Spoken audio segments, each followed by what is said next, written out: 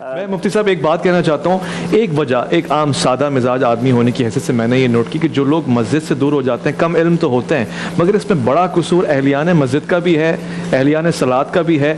وہ کچھ ایسا ماحول کریٹ کرتے ہیں کہ وہ سوچتے ہیں یار ہم دور ہی رہیں, گناہ گار. میں چاہوں گا کہ ہماری عوام یہ پیغام لے کہ سنی, شیعہ, دیوبندی, سلفی, اہل حدیث یہ اسلام کی یونیورسٹی کی فیکلٹیز ہیں, شعبے ہیں. آپ جامعۃ الازہر کے اندر 5 فقہ پڑھائی جاتی ہیں. طالب علم جب تک برداشت اس کے اندر نہیں ہوگی, مجھے معاف کریں گے میں اپنے اوپر رکھ کر بات کر رہا ہوں, جب تک میرے مدرسے میں مفتی عثمان یار خان صاحب ان کے ساتھ ظلم ہوا, ان کو شہید کر دیا گیا اور بہت ہی میرا ان کے ساتھ ذاتی مراسم اور محبتیں تھیں. ایک دفعہ میرا ایکسیڈنٹ ہوا تو میری عیادت کے لیے باب العلم آئے جہاں میرا قیام ہے, تو کہنے لگے کہ کیا کریں کہ وحدت مسلمانوں میں بڑھے, کیا نسخہ ہے آپ کے پاس؟ میں نے کہا جی میرے پاس ایک نسخہ ہے, اس پر عمل کروائیے اور میں بھی اس پہ عمل اپنے مدرسوں میں کرواؤں. وہ یہ کہ اہل سنت مدرسین شیعہ مدرسوں میں پڑھانے آئے اور شیعہ مدرسین اہل سنت کے ہاں پڑھانے جائیں. تھوڑی دیر سوچنے کے بعد کہا کہ آپ کے مدرسین ہمارے ہاں کیا پڑھائیں گے؟ میں نے کہا ہمارے مدرسین آپ کے ہاں احترام صحابہ پڑھائیں گے. نہیں, ہمارے مدرسین وہ علیحدہ, آپ کا بھی وہ بات صحیح ہے. ہمارے مدرسین یعنی شیعہ مدرسین اہل سنت کے ہاں منطق پڑھائیں, فلسفہ پڑھائیں. صحیح. اور اہل سنت مدرسین ہمارے ہاں علم ادب پڑھائیں, نحو و صرف پڑھائیں. تو کہنے لگے جی آپ کے یہاں منطق و فلسفہ کا اپنا ایک کیفیت ہے.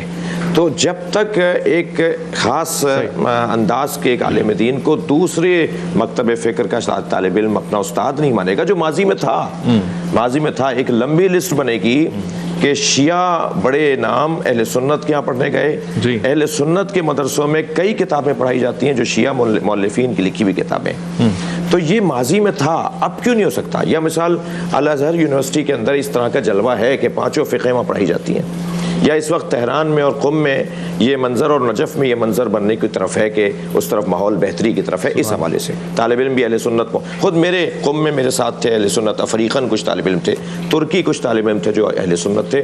وہ فقہ وہ ہمارے ساتھ نہیں پڑھتے تھے, ظاہر ہے ان کی فقہ علیحدہ ہے, میں فقہ جعفریہ پڑھ رہا ہوں. وہ اچھا فقہ مقارن مفتی صاحب ہم نے پڑھی. 5 فقہوں میں مشترکات کیا ہیں؟ کیا حسن ہو جائے کہ اگر شیعہ مدرسوں میں فقہ مقارن پڑھائی جائے کہ احناف کیا کہتے ہیں, شوافع کیا کہتے ہیں, مثال کے طور پر مالکی کیا کہتے ہیں اس مسئلے میں, اور جعفری کیا کہتے ہیں. یعنی قاضی نور اللہ شوستری ہندوستان کے چیف جسٹس اکبر کے زمانے میں وہ 5 فقہوں کے مفتی تھے ماشاءاللہ. اور جب وہ فتویٰ صادر کرتے تھے اور حکم صادر کرتے تھے تو پوچھتے تھے کہ تمہارا مسلک کیا ہے, اس کے مطابق وہ جواب دیتے تھے. تو ماضی میں یہ پریکٹسیں ہو چکی ہیں. ہم پیغام آپ کے نماز ہی نہیں پڑھوا رہے, ہم صرف گلے ہی نہیں لگوا رہے, اور ہونا چاہیے. ویسے یہ جلوے بار بار, یہ صرف اتنا ہی نہیں. ابھی کچھ دیر پہلے مفتی صاحب نے فرمایا کہ شخصیات کا احترام, مقدسات کا, ہمارے تمام فقہا کا فتویٰ ہے کہ علماء امامیہ کا تمام کا فتویٰ ہے کہ اہل سنت کے مقدسات کی توہین کرنا حرام ہے. اب وہ ایک صاحب فرمانے لگے کہ یہ ہمارے اہل سنت کے مقدسات تھوڑی ہیں, یہ تو مسلمانوں کے مقدسات. جی بھائی, تو یہ والی تقسیم نہیں کرو. سچی بات ہے کہ جو بھی اہل بیت سے لڑا ہے, جس نے بھی اہل بیت کے مقابل آ کے کھڑا کیا ہے, وہ شیعوں کے مقدس نہیں ہے, وہ آپ کے مقدس ہے. ہمارے فقہا یہ کہہ رہے ہیں کہ آپ کے مقدس کا ہمیں احترام کرنا ہے, مگر جو آپ کے ہی مقدس نہیں ہے, مثلا یزید, تو ہم اس کے لیے کیسے اچھے الفاظ کہہ دیں گے؟ یا مثلا اور ایک بڑی تعداد میں لوگ ہیں کہ جو خود اہل سنت کے مقدس نہیں ہیں, تو اس کی توقع ہمیں رکھیں. اس شہر میں اگر اس ملک میں امیر یزید زندہ باد کے نعرے لگے تو کیسے ایک مسلمان جو ہے وہ برداشت کر سکتا ہے؟ وہ سنی برداشت نہیں کر سکتا. اور ایسا ہوا. میں تعریف کروں گا مفتی منیب الرحمان صاحب کی کہ انہوں نے باقاعدہ ایک بہت بڑے جلسے کے اندر رجوع کیا اور کہا کہ ہم اس سے برات کا اظہار کرتے ہیں جو نعرے لگائے گئے. تو ہمیں جو غلطیاں میری ہیں مجھے تسلیم کرنا ہوگا, جو ہمارے بھائیوں کی بے توجہی ہیں ان کی طرف توجہ کرنی ہوگی. ماحول ٹھیک ہو جائے گا.